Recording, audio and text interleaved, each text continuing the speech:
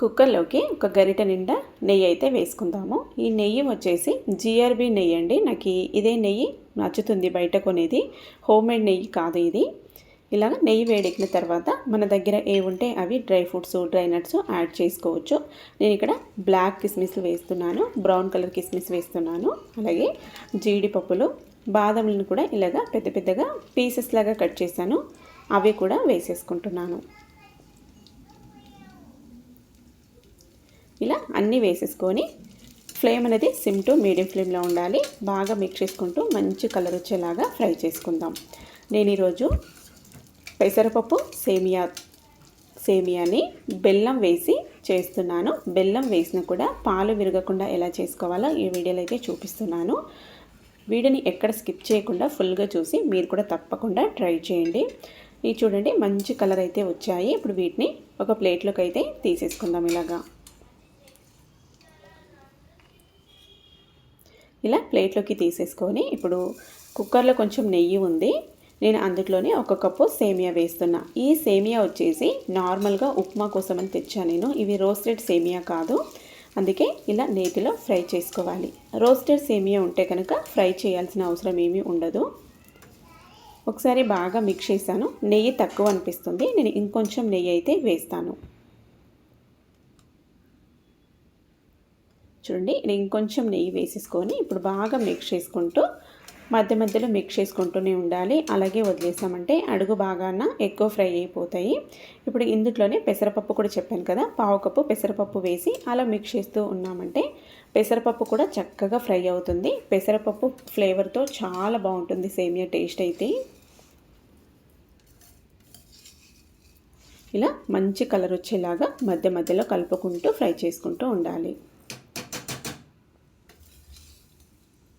చూడండి, మంచిగా brown colour అయితే కనిపిస్తూ ఉంది కదా, చక్కగా కలర్ వచ్చింది. నేను మరీ ఎక్కువ అయితే ఫ్రై చేయను, మీడియంగా ఫ్రై చేసుకుంటాను. ఇప్పుడు ఒక బౌల్లోకి అయితే తీసేసుకుందాం.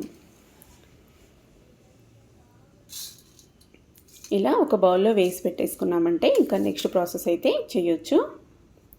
చూడండి, ఇప్పుడు మళ్ళీ కుక్కర్ని అలాగే పొయ్యి మీద పెట్టేసి సేమియా తీసుకున్న కప్పుతోనే ఒక కప్పు బెల్లం అయితే తీసుకున్నాను. అండ్ అదే కప్పుతోని ఒక కప్పు నీళ్ళు కూడా వేసుకుంటున్నాను. నేను ఇక్కడ సగం నీళ్ళు సగం పాలు వేసి చేస్తాను. ఎప్పుడు చేసినా కూడా ఇలాగే చేస్తాను, మొత్తం పాలతో చేయను. మీరు మొత్తం పాలతో చేసుకునేటట్టుంటే కొంచెం వేడి చేసి వేయండి పాలు. పచ్చి పాలు వేస్తే బెల్లంకి విరిగిపోతాయి, కొంచెం వేడి పాలు వేశారంటే పాలు అనేవి విరిగిపోవు. ఇప్పుడు బెల్లం మొత్తం మెల్ట్ అయ్యి నీళ్లు మరిగే టైంలో సేమియా అయితే వేసేసుకోవాలి. సేమియా వేసే టైంలో నేను మర్చిపోయి అంటే అలాగే వేసేసాను, కెమెరా ఆన్ చేశాను అనుకున్నా, కెమెరా ఆన్ చేయలేదు, అలాగే వేసేసాను, అది మిస్ అయ్యింది. సో ఇలా సేమియా వేసుకొని సేమియా అనేది బాగా ఉడకాలి. బాగా ఉడుకు పట్టింది కదా, ఇలా మనం తుంచి చూస్తే ఇది 2 ముక్కలుగా ఈజీగా విరిగిపోవాలి.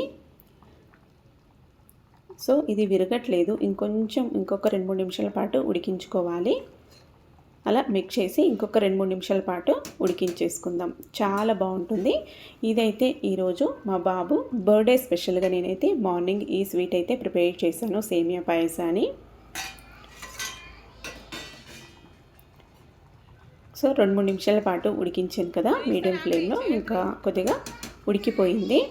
ఇప్పుడు ఇందులోకి మనకి కావాల్సినవన్నీ పాలైతే వేసుకోవచ్చు. నేను ఇక్కడ 1/2 లీటర్ పాలైతే వేసుకున్నాను. అంటే ఒక కప్పు బెల్లం తీసుకున్నాము, ఒక కప్పు నీళ్లు తీసుకున్నాం కదా, అదే కప్పుతోని ఒక కప్పు పాలు కూడా వేసింటాను అనుకుంటా.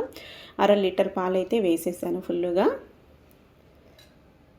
ఇలా వేసేసుకొని నిదానంగా మిక్స్ చేసుకోవాలి. వెంటనే ఇంకా హై ఫ్లేమ్లో పెట్టి అలా కలపడం అలా చేయొద్దు, అదే సిమ్లో పెట్టేసుకోవాలి. ఫ్లేమ్ అనేది సిమ్లో పెట్టేసుకొని నిదానంగా కలిపేసుకోవాలి.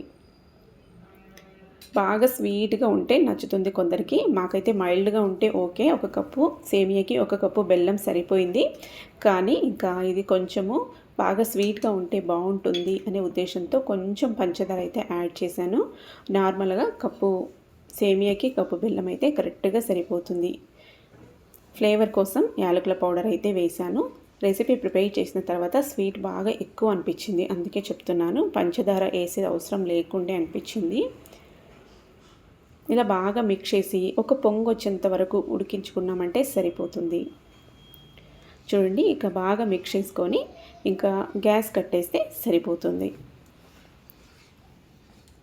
ఇది వెంటనే ఇంతే తాగడానికి బాగుంది కదా.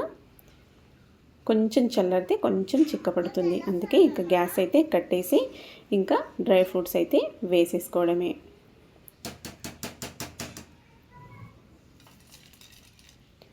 ఇందాక మనం ఫ్రై చేసి పెట్టుకున్నాం కదా డ్రై ఫ్రూట్స్ అయితే పైన ఇలా వేసేసుకుంటే అయిపోయింది. ఇంకా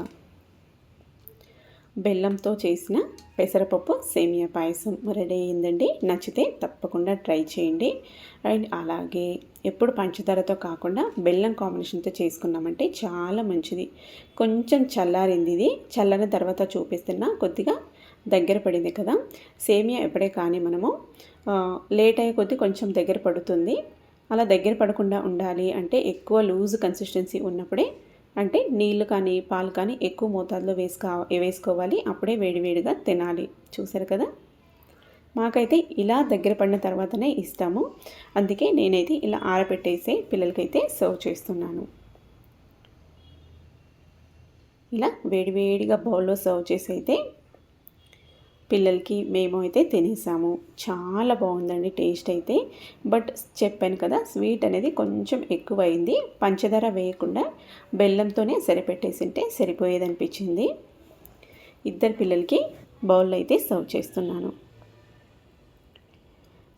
మరి ఈసారి చేసినప్పుడు తప్పకుండా బెల్లం కాంబినేషన్తో నేను ఇక్కడ చూపించిన విధంగా సేమియా పాయసాన్ని ప్రిపేర్ చేసి మీకు ఎలా కనిపించిందో తప్పకుండా నాతో షేర్ చేసుకోండి. అండ్ సేమియా పాయసం కన్సిస్టెన్సీ మీకు ఎలాగుంటే బాగుంటుంది, బాగా పాలు పాలుగా ఉండాలా లేదా ఇలా థిక్ కన్సిస్టెన్సీలో ఉండాలా, మీకు ఎలాగుంటే బాగుంటుందో తప్పకుండా నాతో షేర్ చేసుకోండి. అండ్ ఇలాంటి మరిన్ని హెల్దీ రెసిపీస్ కోసం మన ఛానల్ స్వీటీ కిచెన్ని సబ్స్క్రైబ్ చేసుకొని ఫాలో అవ్వండి.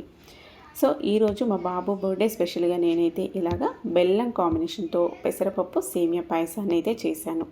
Thank you for watching. Bye.